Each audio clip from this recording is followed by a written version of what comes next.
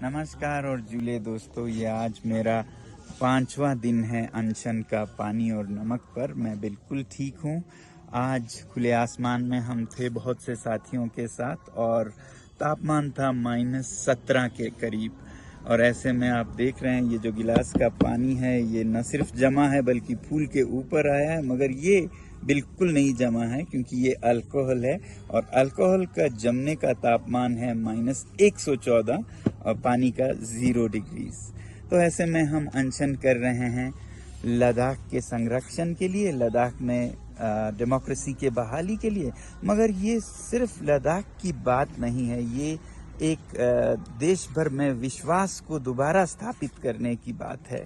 हमारे देश में सब कुछ है, लोहा है, कोयला है, मिनरल्स हैं, मगर कमी है तो विश्वास की, ट्रस्ट डेफिसिट, जिसके चलते अब लोग किसी पे भरोसा नहीं करते हैं।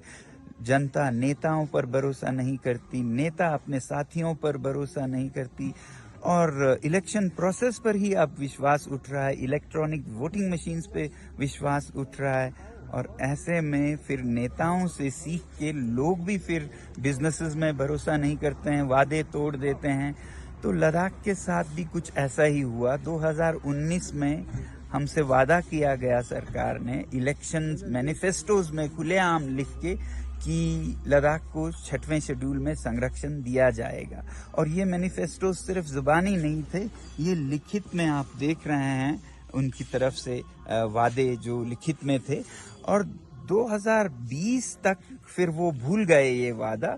फिर जब दूसरा चुनाव आया हिल काउंसिल का, तो लोगों ने यहाँ पर कहा कि हम चुनाव में हिस्सा ही नहीं लेंगे अगर इस तरह से होता है, तो उन्होंने बॉयकॉट करने का फैसला हुआ। इस पे सरकार ने स्पेशल एरोप्लेन, विमान भेजकर हमारे नेताओं को दिल्ली ले गए और वहां पर उनसे विनती की।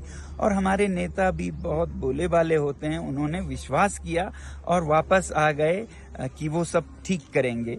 और यहाँ पर आके उन्होंने फिर से भारी बहुमत से रूलिंग पार्टी को जिताया, संसदीय चुनाव में भी और हिल काउंसिल में भी।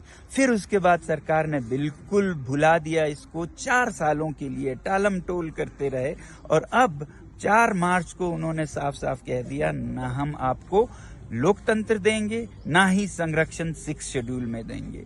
तो आप समझ सकते हैं ऐसे में लोगों का क्या भरोसा रह जाए। अब लोग यहाँ पर फिर से कह रहे हैं कि संसदीय चुनाव को आने वाले हम बहिष्कार करेंगे, बॉयकॉट करेंगे।